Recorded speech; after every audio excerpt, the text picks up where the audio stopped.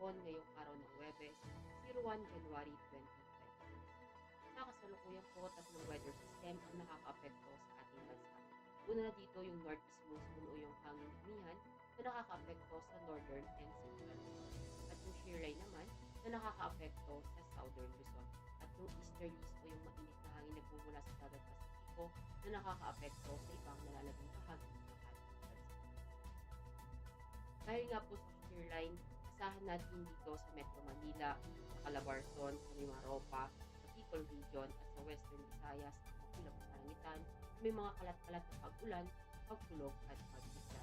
Dahil naman sa northeast monsoon o yung hangin-hinihan, asahan naman din natin yung maulap na kalangitan, may mga mahinang pag-ulan dito sa may Batanes, sa Cagayan, sa Apayao at Isabela. At ang ibang nalalabing bahagi naman ng Luzon, asahan naman natin yung bahagyang maulap hanggang maulap na kalangitan na may mga pulong-pulong mahinang pag-ulan.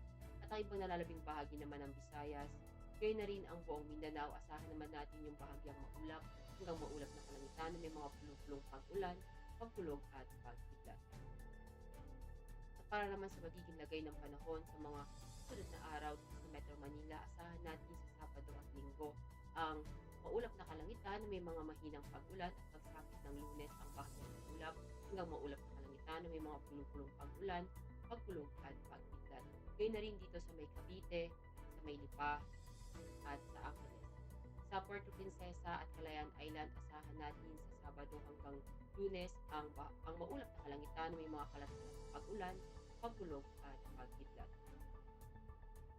Sa Mactan, asahan natin sa Sabado at Linggo ang maulap na kalangitan na may mga kalat-kalat na pag-ulan, pagkulog at pagkidlat. Pagsapit ng Lunes, asahan natin ang bahagyang maulap hanggang maulap na kalangitan na may mga pulong-pulong pag-ulan, pagkulog at pagkidlat.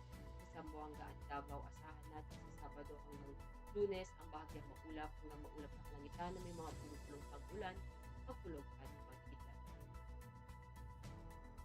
Ang araw ay lumubog ng 17:38 at sisikat bukas ng 06:20. Para sa ating moon illumination, meron tayong 95% increase. At para manatiling updated sa lagay at taya ng panahon, follow lamang ang Air Force Weather Center sa aming mga social media.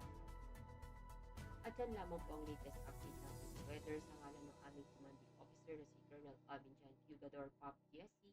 Ako si Staff Sergeant Ashley F. Di Makulangan, Philippine Air Force, weather broadcaster ng Air Force Weather Center. Muli, magandang gabi.